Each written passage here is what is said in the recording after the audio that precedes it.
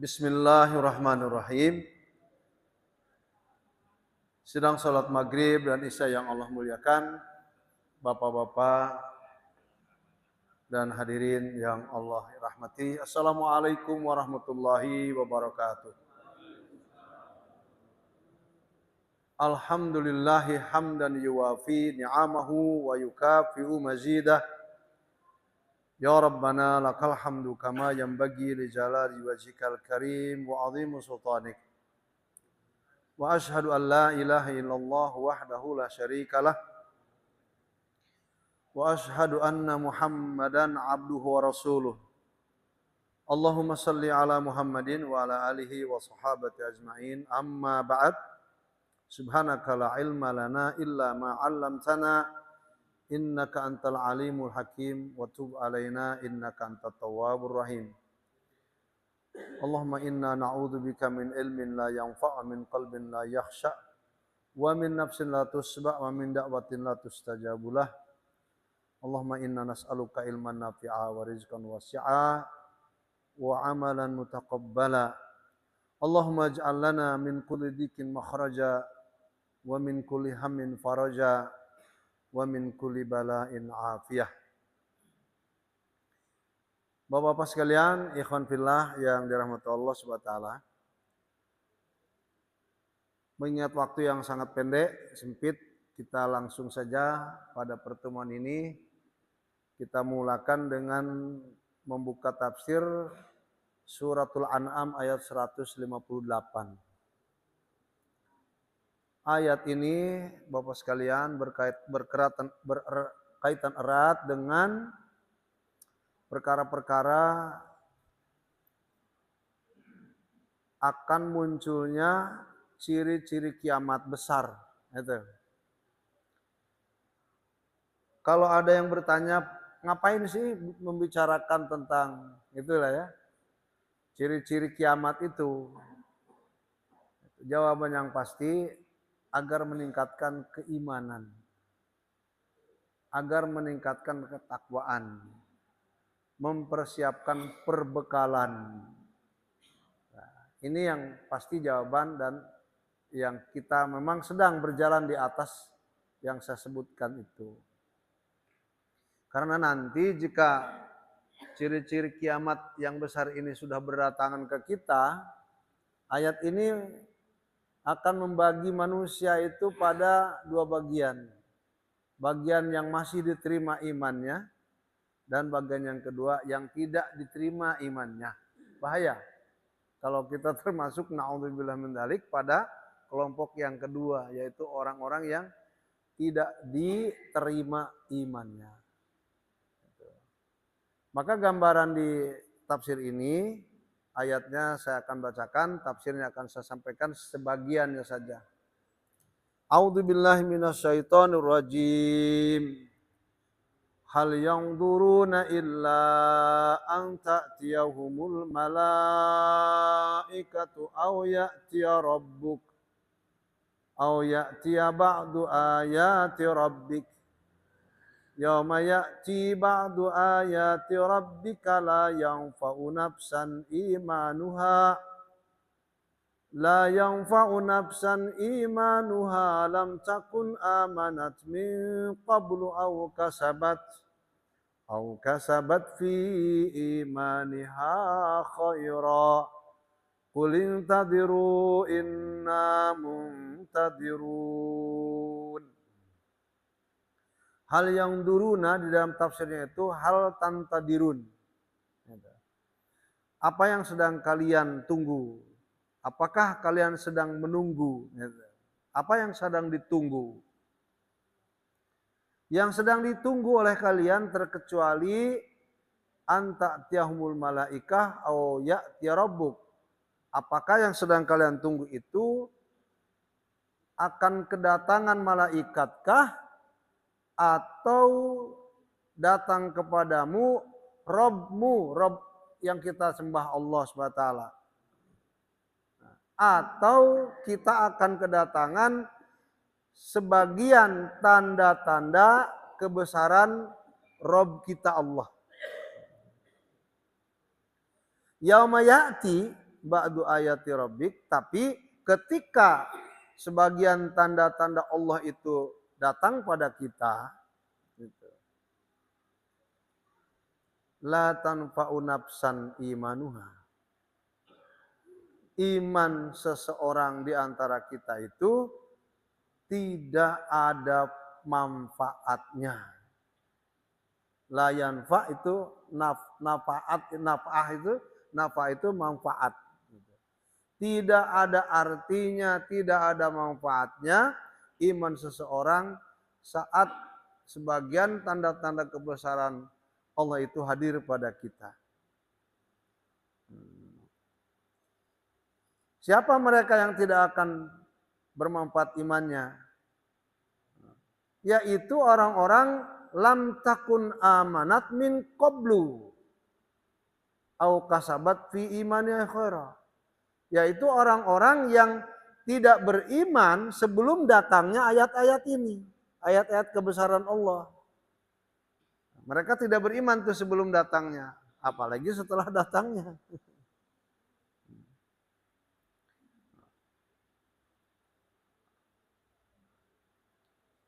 Atau orang-orang yang tidak pernah melakukan perbuatan baik sebelum datangnya tanda-tanda Allah itu.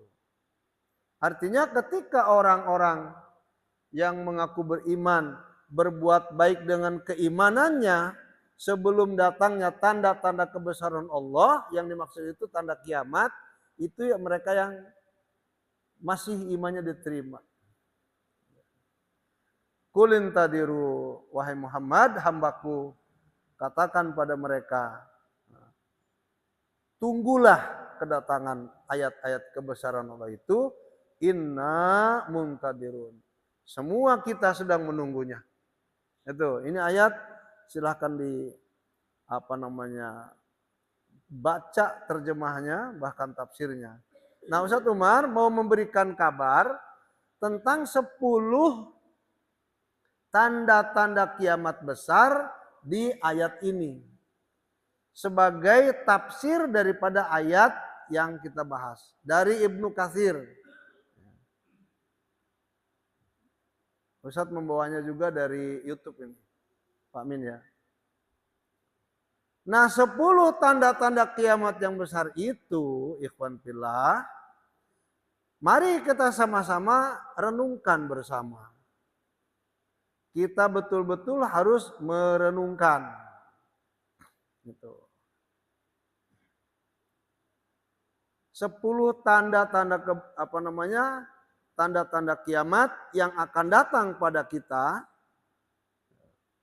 Coba lihat kata Rasulullah SAW, la taqumus sa'atu hatta tarau asru ayatin. Dunia ini tidak akan mengalami kiamat sebelum 10 tanda-tanda kiamat itu datang pada kita. Yang pertama, tulu'us syamsi min maghribiha. Munculnya matahari dari barat. Di riwayat yang lain, kemunculan matahari dari barat itu terakhir. Di ayat di hadis ini diawalkan. Mengandung makna tidak peduli yang kedatangannya itu baik berurutan atau tidak berurutan, itu sama saja. Buat orang beriman itu sebetulnya sama saja. Yang penting perbekalannya cukup. Tulu syamsi min maghribiha itu yang pertama. Yang kedua, ikhwan fillah yang dirahmati Allah Subhanahu wa taala, wad-dukhan. Yang kedua ad-dukhan, yaitu dunia akan diliputi oleh awan tebal. Dukhan itu awan atau asap tebal. Itu tanda kiamat. Dinyatakan tebalnya itu apakah setebal awan di atas langit kita atau lebih kurangnya, wallahu a'lam. Di hari terakhir nanti akan ada awan yang tebal. asap yang begitu pekat sebagai tanda akhir zaman. Yang ketiga, wadabah, yaitu binatang melata. Binatang melata ini lahir dari mana? Dari perut bumi. Lawang sekarang di YouTube saja sudah Allah munculkan tuh. Ular-ular yang jenisnya besar dari dalam tanah itu banyak yang keluar sekarang. Subhanallah. Dari jenis apalah anaconda atau jenis ular apa yang kalau besar gitu tuh. Piton gitu. Nah, nanti di akhir zaman ada binatang yang dimunculkan oleh Allah SWT dari perut bumi ke atas bumi ini. Tujuannya apa dia dimunculkan? Tujuannya adalah untuk menasehati manusia. Lah, memangnya saat itu di kalangan manusia tidak ada ustadz, tidak ada ajengan, tidak ada ulama, tidak ada kiai, tidak ada syekh. Kalau di Timur Tengah tidak ada mereka saat itu, ada banyak. Namun keberadaan banyaknya para alim ulama saat itu, saat binatang datang ke muka bumi ini, ulama, kiai, ajengan, para syekhnya sudah gila dunia. Bukannya tugas mereka menasehati manusia, malah mereka hidup di dunia itu tidak melaksanakan amar ma'ruf nahi mungkar. Maka yang memberi nasihat pada kalangan masyarakat itu bukan mereka lagi. Bukan berarti semuanya, ada yang muklis, ada yang ikhlas dari ustadz-ustadz, kiai-kiai ajengan itu ada. Tapi secara global kebanyakan itu sudah pada gila dunia.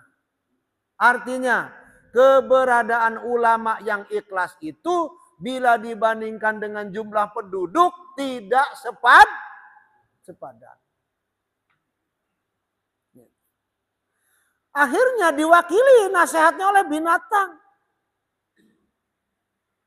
Demografi yang semakin bertambah penduduk di mana-mana, sementara mereka penduduk yang bertambah itu menanti nasihat para alim ulama, menanti bimbingan para ustadz, para kiai. Kiai ustadz ulamanya gila dunia, tidak menyampaikan apa yang menjadi tugas kehidupannya. Enggak berimbang banyaknya, Pak. Akhirnya Allah munculkan itu binatang dari perut bumi, menasehati manusia. Apa isi nasihatnya? Isi nasihatnya itu begini, wahai manusia, tidakkah kalian takut pada Allah? Itu isinya diantaranya. Belumkah datang pada kalian nabi yang terutus menasehati hidup-hidup kalian itu? Jangan berdosa, jangan melakukan aniaya. Bertakwalah pada Allah, lakukan amal soleh. Itu nasihatnya. Dia bisa berbicara atas izin Allah SWT. Nah, informasinya cukup di situ masalah binatang. Luas dan lebarnya di rumah bisa buka tafsir Ibnu Katsir. Tadi yang berapa wamin? Yang ketiga ya. Yang keempatnya adalah wa khuruju Ya'juj wa Ma'juj. Akan dikeluarkan oleh Allah Subhanahu wa taala makhluk yang bernama inisialnya itu Ya'juj dan Ma'juj. Mereka jumlahnya banyak sekali. Cebol-cebol. Kecil-kecil. Banyak sekali jumlahnya. Ya'juj dan Ma'juj itu. Kerjaannya ngerusak bumi. Jika mereka naik ke dataran tinggi, rusak semua apa yang ada di dataran tinggi. Contohnya gunung-gunung, hutan-hutan habis. Turun ke dataran rendah, sawah-sawah habis, air sat. Citarum nggak ada lagi airnya. Jika mereka ke kota-kota, habis juga itu kota itu. Ya'juj dan Ma'juj itu perusak di dunia. Dulu sudah saya sampaikan, ternyata ulama besar Saudi Arabia, guru saya itu, Syekh Abdul Aziz Ibn Baz rahimahullah ta'ala, mengatakan bahwa Ya'juj dan Ma'juj itu adalah bangsa, bangsa Cina. Bangsa Cina ternyata. Loh, apakah beliau itu asal-asalan mentafsirkan? Tidak. Lawang tahajud tidak pernah berhenti, munajat pada Allah, berdoa tidak pernah putus. Memohon bimbingan Allah dalam menyampaikan makalah-makalah, baik tafsir, baik itu akidah atau fikih. Beliau dikasih ilmu oleh Allah SWT. Kasyafahnya beliau terhadap kondisi bisa mentafsirkan bahwa Ya'juj dan Ma'juj itu adalah kelompok orang-orang Cina. Nah, kok bisa mereka Ya'juj Ma'juj itu? Syekh bin Baz ketika ditanya, kok mereka? Syekh, iya mereka. Kenapa? Jawab Syekh, karena pada kalangan orang-orang Cina terdapat perilaku jahat dan buruk, merusak, gitu kan. Seperti perlakuan Ya'juj dan Ma'juj. Ilmunya kembali wallahu a'lam. Soal kapan datangnya, ya itu nanti kita akan lihat hadis-hadis itu. Ternyata ada riwayat datangnya Ya'juj dan Ma'juj itu kelak ketika dunia sudah dikuasai dan dipimpin oleh Imam Al-Mahdi dan Nabi Isa. Hancur mereka kelak pada saat itu. Kedatangannya bersama Dajjal. Yang kelima, Pak Min. Yang kelima itu adalah khuruju Isa ibnu Maryam. Khuruj itu bisa dikatakan keluar. Tapi kalau dari atas dia turun. Sebab beliau ada di atas. Diturunkannya di akhir zaman yang namanya Nabi Isa alaihissalatu wassalam, putranya Ibu Maryam. Sekarang beliau hidup di sisi Allah di langit kedua. Marzukun, hayyun marzuk. Dia hidup dan dapat rezeki. Nanti di akhir zaman turun dari langit kedua. Turunnya di wilayah yang sekarang berkecamuk perang di daerah Syam. Di masjid berkubah putih turunnya itu tepat pada waktu subuh. Yang mana di masjid saat itu sudah ada Imam Mahdi akan mengimami sholat jamaah subuh. Turun, rambutnya masih basah habis mandi tadi malam. Kata Imam Mahdi, Tuan Nabi Isa, antum yang jadi imam. Kata Nabi Isa, enggak. Sholat ini dikomatkan untuk kamu jadi imam. Singkat cerita, Imam Al-Mahdi lah yang jadi imam. Ketika sudah sholat subuh dilaksanakan, kata Nabi Isa, tolong buka pintu tuh. Tolong buka pintu. Ternyata pintu ketika dibuka, masjidnya itu sudah dikepung oleh 70.000 tentara Yahudi bersama Dajjal. Itu dekat sekali dengan masjid. 70.000 tentara Yahudi dengan senjata yang otomatis termodern, terbarukan. Kalau sekarang saja kan tanknya itu namanya Markava atau Merkava. Itu kisahnya. Lalu kalau sudah dikeluarkan Nabi Isa, tugasnya Nabi Isa itu adalah membunuh Dajjal tadi, habis sholat subuh akhirnya keluar. Mengejar-ngejar Dajjal, dan Dajjal ketika ketemu Nabi Isa dia takut, lari tunggang langgang. Kalau sudah pimpinannya lari, tentaranya pun ikut lari. Sampai dia bertemu dengan satu pintu yang namanya Lud, pintu Lud. Lud itu sekarang ini adalah merupakan sebuah nama bandara di Tel Aviv. Lud itu bandara kayak Soekarno-Hatta di Cengkareng. Namanya Lud. Nah di pintu Lud itulah Dajjal dibunuh oleh Nabi Isa. Sifat pembunuhannya persis seperti garam dilarutkan ke dalam air, begitu mudah. Itu kisah, kalau panjangnya terjadi peperangan nantinya. Semua makhluk berpihak pada kita Nabi Isa dan umat Muhammad. Semua binatang berbicara, batu berbicara, pohon berbicara, tembok berbicara. Cuman satu pohon yang tidak berbicara, ya, pohon gorkodah atau gorkod. Dari tahun 70 itu mereka sudah menanam itu. Yang berikutnya ikhwan, baru sekarang akan dikeluarkannya Dajjal. Informasi ini sengaja diulang. Dengan tujuan untuk meningkatkan iman dan ketakwaan kita pada Allah. Dan perbekalan. Mengapa? Karena yang gaib-gaib sekarang ini sedang kita bicarakan. Satu saat munculnya itu sekonyong-konyong. Apa sekonyong-konyong itu? Ujug-ujug. Kalau kita belum siap-siap, ujug-ujug datang gimana ngebelegedeg?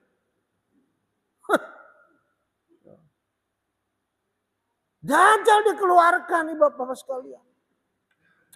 Dan sekarang Dajjal itu sudah saya tekankan di jamaah dimanapun saya berbicara ini. Dajjal sudah ada di satu pulau di perairan Yaman. Ini India, ini Aceh, India, oke?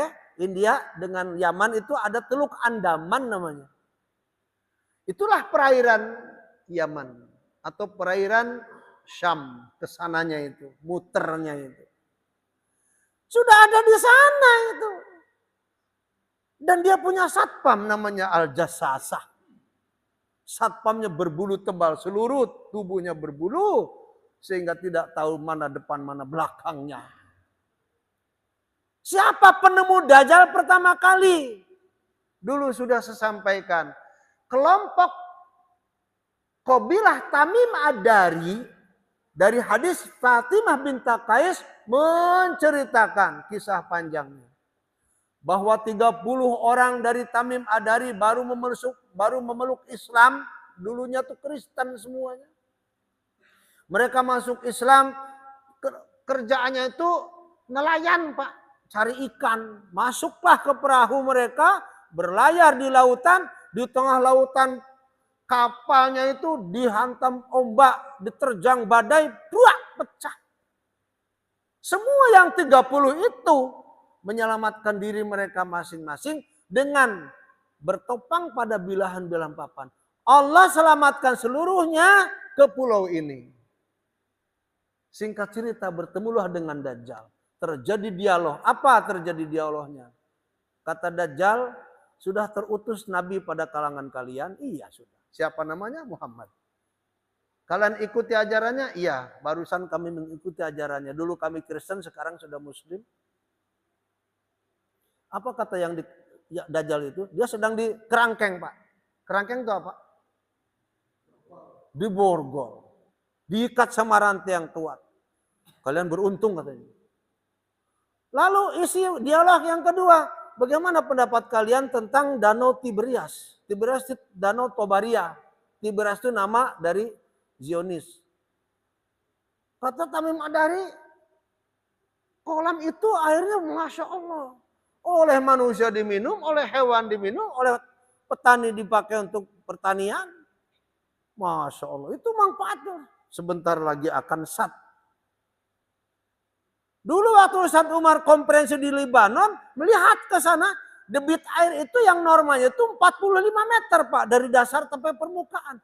Sekarang tinggal 16 meter. Maka mereka Zionis merangsek ke West Bank, merangsek semua ke Rafah, mencari sumber-sumber air untuk kehidupan mereka. Karena mereka tahu bahwa mereka akan hancur, bakal kalah dan air pun akan habis. Ketimbang saya tidak melakukan suatu, lawang saya besok saya akan kalah, lakukan semaunya, ya kan? Saudara kita kemarin dibom pimpinan Hamasnya. Tinggal 16 meter, Pak. Ditanya lagi tentang sumur Az-Zugor. Sama jawabannya. Kata dia, sebentar lagi akan kering. 4-5 tahun kemarin sudah kering. Terakhir, bagaimana tuh perkebunan kurma Bishan? Kata Tamim Ad-Dari, Masya Allah, kurma Bishan itu luar biasa nikmatnya. Tidak akan berbuah. Kata yang di kerangkeng itu. 5 tahun juga Pak tidak berbuah. Antara Bishan, Zugor, dan Tobaria itu berdekatan Pak. Kayak Jakarta, Cilengsi, lah apalah Cikalongkulan, hanya 40 kilo beda-bedanya. Dan dia berkata, jika semua keadaan sudah seperti itu, dan Allah mengizinkan aku keluar, akan aku datangi seluruh kota. Nah ini kan informasi lama sebetulnya. Tidak terkecuali Keranggan saat itu sudah menjadi kota besar. Aku akan datangi semua kota. Dan aku akan masuki semua kota. Tujuannya apa? Merekrut pengikut. Dan dari fitnahnya ikhwan sekalian tentang Dajjal ini. Di tangan dia ada api. Apinya itu adalah surga. Di tangan yang lain ada air. Airnya itu neraka. Pada kehidupan Dajjal, ikhwan lihat. Dia akan hidup di dunia 40 hari lamanya. 1 hari seharga 1 tahun penuh. 1 harinya seharga 1 tahun penuh. Apa artinya? Matahari tidak pernah tenggelam selama 1 tahun. Itu 1 harinya ketika Dajjal ada. Lalu 1 harinya sepadan dengan 1 bulan. 1 harinya sepadan 1 pekan. 1 hari berikutnya sama seperti hari-hari kita sekarang 24 jam. Ini hari-hari di waktu Dajjal datang. Dan kelak ketika Dajjal itu sudah datang, dunia akan mengalami kekeringan. 3 tahun akan terjadi kemarau panjang. Subhanallah. Tahun pertama Allah larang langit untuk tidak menurunkan air hujannya, wahai langitku. Berapa ya Allah? 1/3 airmu jangan kau turunkan. 1/3 yang diturunkan. Atau tidak diturunkan 1/3. Bahasanya bahasa hampir sama antara itu. Tidak diturunkan 1/3. Bumi pun tidak diizinkan. Menghidupkan, mengeluarkan tumbuh-tumbuhannya 1/3-nya. Pertanian masih jalan, perikanan masih jalan. Orang yang merusak hutannya masih jalan. Tahun kedua, 2/3 air hujan Allah tahan, tidak diturunkan. Demikian pula bumi tidak menumbuhkan pohon-pohon, tumbuh-tumbuhannya 2/3-nya. Di tahun ketiga, seluruh hujan ditahan oleh Allah SWT. Dan bumi pun tidak mengeluarkan apa-apa. Kering kerontang sepanjang 3 tahun itu. Lalu para sahabat bertanya, dalam kondisi seperti itu, ya Rasulullah, bagaimana kita bisa makan minum? Betul enggak? Ya kita 3 tahun loh Pak Min. Sekarang 8 bulan, 6 bulan ya enggak ada air, enggak ada hujan. Puso semua hasil taninya kan. Apalagi 3 tahun. Apa kata Rasulullah SAW? Jika keadaan seperti itu sudah kalian alami, Maka makanan hari itu buat kalian adalah kalimat-kalimat indah yang selama ini kalian ucapkan. Subhanallah, walhamdulillah, wala ilaha illallahu, Allahu akbar, la haula wala quwata illa billahil alil azim. Dulu almarhum Ustadz Arifin Ilham ya yang mendawamkan gitu dengan liriknya subhanallah walhamdulillah wala ilaha illallah wallahu akbar la haula wala quwata illa billahil alil azim. Itu makanan kalian umatku, kata baginda kita Muhammad sallallahu alaihi wasallam. Ketika hari-hari Dajjal sudah seperti itu, makananmu hanya kalimat tauhid, tasbih, tahmid, takbir. Meresap ketika kalian ucapkan masuk ke dalam tubuhmu. Sebagian untuk menghidupkan hati dan jantung. Sebagian untuk mencerdaskan hatimu. Sebagian untuk menguatkan jalur daripada jantung memompa darah, sebagian untuk pankreas, sebagian untuk produk insulin, terus dari kata-kata itu. Jadi buat kita hari ini, zikir itu adalah nutrisi yang kelak sangat bermanfaat ketika memang sudah masanya. Jadi akan terjadi ikhwan 3 tahun berturut-turut yang namanya tahun-tahun yang panjang kemarau. Berikutnya ikhwan, Dajjal ya. Dan Dajjal itu bukan sifati tapi physically. Dia bermata picek satu, yang melihatnya hanya yang kiri, di tengah-tengah kedua matanya ada kalimat kafaro, kafir. Semua orang beriman meski dia tidak pandai tulis baca bisa membacanya dengan keimanan mereka. Gitu. Kemudian ikhwan, ini sebagian tafsir Dajjal. Yang ke-6. Ke-6 ya punya. 6 ya. Yang ke-6, ke-7, ke-8, ke-7 ya. 7, 8, 9 itu bentuknya sama. Gerhana. 3 gerhana besar akan terjadi di akhir zaman. Terjadi di Masyrik, timur. Timurnya itu tidak disebutkan apakah di Kupang, apa di Jepang, apa di Hong Kong, yang penting wilayah timur. Ini kita juga termasuk wilayah timur. Gerhana yang kedua, gerhana yang akan terjadi di wilayah barat. Apakah terhitungnya dari Afrika sampai ke Maghrib? Lantas ke daerah Eropa, Portugal atau Italia sebagaimana terus. Dan gerhana ketiga yang akan terjadi fi Jaziratil Arab, di wilayah Arab. Itu gerhananya, Pak. Gerhana itu tidak seperti gerhana hari ini. Gerhana itu gerhana besar.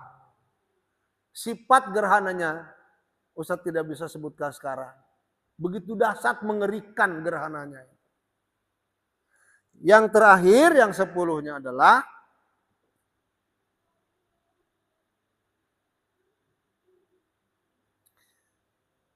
yang ke-10-nya wanarun takhruju min qa'ri adnin tasuku au tuhsyarun nasa tabitu ma'ahum haitsu batu wa taqilu ma'ahum haitsu qalu. Ini riwayat Muslim.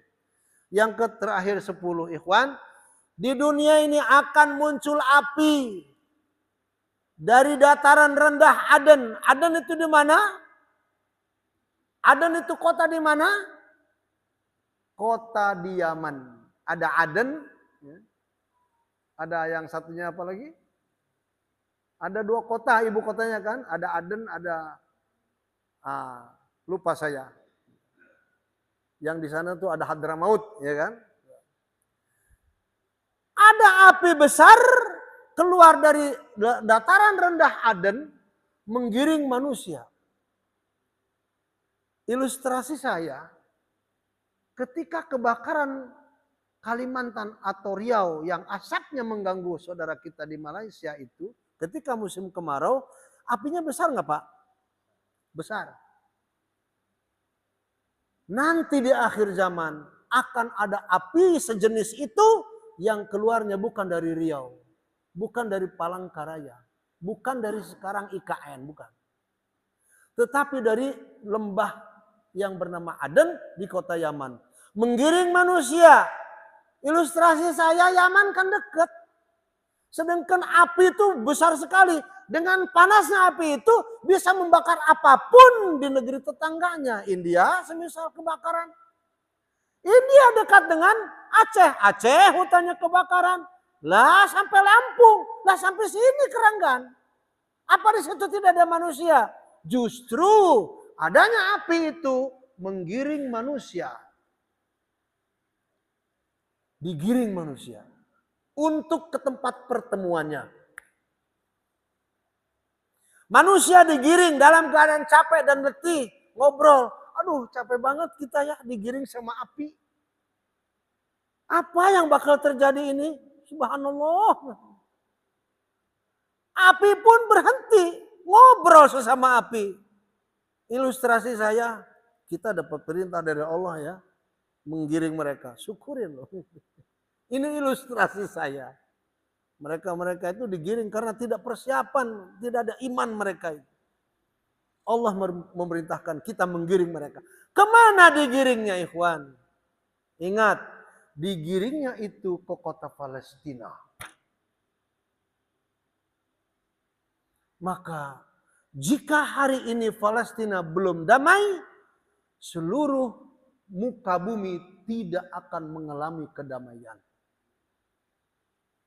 Dan jika Palestina damai, maka seluruh dunia akan mengalami kedamaian. Tempat kumpulnya manusia itu kata hadis Rasulullah SAW di sana di Palestina. Berteriak Rasulullah SAW terhadap ini. Apa teriakan Rasulullah SAW? Ya ayuhan nas. Innaha lam takun fitnatun ala wajhil ardi mundu dara Allahu dzurriyyata Adam a'dhamu min fitnatid dajjal. Wahai semua umatku manusia, aku beri kabar kepada kalian. Tidak ada fitnah yang lebih besar yang akan terjadi di bumi ini semenjak dunia dihuni manusia. Terkecuali fitnah itu adanya Dajjal. Terkecuali fitnah itu saat dunia sudah ada Dajjalnya. Bahkan Rasul mengatakan, tidak satupun seorang nabi yang terutus, melainkan Allah SWT titipkan pesan moral pada nabi-nabi itu yang terutus tentang Dajjal. Fikih berkata sekarang. Nah, oleh karenanya saking dahsyatnya fitnah Dajjal itu, ulama mengatakan berlindung dirilah kalian dari Dajjal. Selamatkan kalian dari Dajjal. 4 perkara yang bisa menyelamatkan kalian dari Dajjal. Pertama, baca 10 ayat awal surat Kahfi atau akhir 10 ayat surat Kahfi. Yang kedua yang akan selamat dari fitnah Dajjal itu adalah orang yang ketika ada Dajjal, dia tidak mendekati, malah menjauh, itu akan selamat. Yang berikutnya, penduduk Mekah dan Madinah akan selamat dengan Dajjal. Yang ketiga, yang keempatnya adalah orang-orang yang berdoa di ujung sholatnya sebelum ditutup oleh assalam dengan membaca Allahumma inni a'udzubika min adzabi jahannam wa min adzabil qabri wa min fitnatil mahya wal mamati wa min fitnatil masihi ad-dajjal. Ulama fikih mengatakan jika seseorang sholat fardunya tidak ditutup dengan doa perlindungan seperti ini, kata ulama fikih, ulama besar itu, ulangi sholatnya. Ulangi sholatnya. Sebagian mengatakan tidak sah sholatnya. Makanya kita harus hafal nih doa nih. Karena ketika kita berdoa seperti itu, sama halnya kita sedang bertawakal pada Allah. Ketika Dajjal itu datang, berarti kita akan selamat. Nah sekarang Dajjal sudah ada di sana. Tetapi sekarang ini Dajjal-Dajjal kecil sudah di mana-mana. Pembohong itu Dajjal kecil. Pendusta itu Dajjal kecil. Perampok, koruptor itu Dajjal-Dajjal kecil. Adapun Dajjal besarnya kelak akan dikeluarkan. Ini ikhwan fillah, ayat tadi ditafsirkan seperti itu. Maka Rasul tadi berteriak, jika pada saat aku hidup Dajjal dikeluarkan, ana hazijun likulli muslim. Akulah yang akan menjaga semua orang muslim, umatku itu. Namun jika kedatangan Dajjal itu saat aku sudah mati, kullun hazijun ala nafsih. Semua personil selamatkan dirinya masing-masing. Caranya bagaimana? Tadi 4 perkara jangan lupa. Maka hari ini kalau kita bercita-cita menjadi penduduk kota Makkah dan Madinah, silahkan bercita-cita untuk menjadi penduduk kota Makkah dan Madinah. Silahkan imigrasi apa namanya? Urusannya urusan umroh nggak usah balik. Tujuannya itu. Tapi sekarang tangkep Pak, balikin lagi. Tarhil di penjara bawah tanah, tinggal nunggu tiket dari Indonesia baru bisa pulang. Kalau belum ada tiket, dibawa terus itu penjara. Namanya tarhil. Inilah ikhwan Rasul berteriak. Dan teriakan Rasul itu merupakan kasih sayang kepada kita sebagai umat. Dan ini kata Rasulullah SAW, la mahallalah. Kedatangan yang 10 tadi di tafsir ayat yang kita bahas Al-A'raf 158 itu pasti datang, tidak ada kemustahilan sama sekali. Tinggal kelak kapan datangnya, kembali ilmunya wallahu a'lam. Ini ikhwan, jadi kita sekarang ini harus berhati-hati. Persoalan Dajjal ini ya Allah ya Rabbi sudah semakin dekat. Palestina semakin dijajah. Hamas semakin kuat. Zionis semakin lemah, itu sudah kenyataan. Memang sekarang ini saudara-saudara kita dengan matinya Habibna Ismail Haniya lalu kendor begitu? Enggak. Di bulan Ramadan Ustadz Umar menerima 2 tamu pembesar Palestina. Yang satu adalah dari Kementerian Kesehatan, yang satunya adalah sebagai pembesar daripada Izzuddin Al-Qassam. Saya ditunjuk oleh panitia untuk menjadi penerjemah. Ternyata mereka berdua mengatakan Ustadz Umar, bukan Ustadz Umar kalau sudah berdamping, ta'al Dr. Umar. Dr. Umar. Isma jayidan, dengar baik-baik. Orang bilang Hamas sekarang melemah perjuangannya. Orang bilang Hamas sudah banyak yang mati. Dengar baik-baik. Justru Hamas semakin kuat. Markava sekarang milik Israel itu sudah hampir 3.000 hancur, Pak. Yang satunya itu hampir 70 miliar pembuatan Markava satu. Apa Markava tadi? Tank baja. Dan orang yang memang pejuang di Hamas itu menaruh bom itu Pak sambil santai ditaruhnya itu di tanknya itu. Santai dengan Allahu Akbar, belum. Hampir 3.000 Markava habis. Sekarang. Nah lalu ikhwan, apakah iya Hamas lemah? Tidak. Menurut kesaksian beliau, hari ini sampai detik Ismail Haniya meninggal almarhum syahid insyaallah, Izzuddin Qassam itu baru mengeluarkan kekuatan 1/3. 2/3 mereka masih ikhwatal iman, rapi, berdiri, kokoh untuk mendapatkan amanah langsung berjihad fisabilillah. Dan memang mereka itu ahli-ahli jihad. Rata-rata tidak satupun dari mereka yang tidak hafal Quran 30 juz. Semuanya hafal 30 juz. Kalau mau jadi tentara Hamas kita nih, ya harus hafal dulu 30 juz. Ini kenyataan, ikhwan. Dan kenyataan ini sangat dikhawatirkan oleh kelompok Zionis. Saya tidak mengatakan Yahudi atau Israel, Zionis. Mereka sangat takut dengan keadaan hari ini. Apalagi Ismail Haniyah telah meninggal dunia. Mereka sedang kelabakan sekarang. Benyamin Netanyahu akan memecat menteri apa? Menteri pertahanannya sekarang. Kenapa? Karena kenapa sampai dibunuh itu? Wallahu alam benar apa tidak. Hanya taktik istilahnya politik dia. Kenapa sampai dibunuh itu Ismail Haniyah? Betapa bahayanya kita ini menghadapi umat Islam. Kecaman-kecaman di seluruh dunia. Nah ini masalah, ikhwan.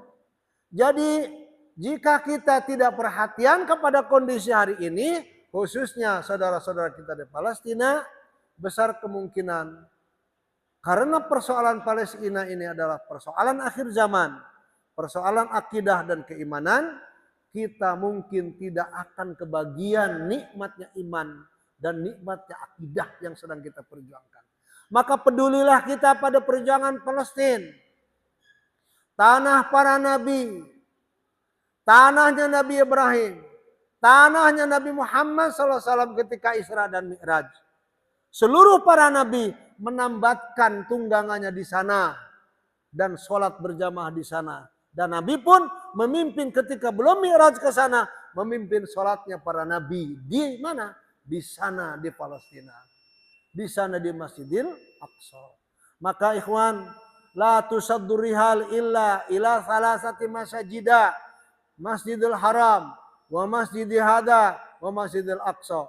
Jangan memberat-beratkan untuk wisata terkecuali pada 3 tempat ini. Artinya jangan ke Hong Kong, jangan ke New York, jangan Melbourne.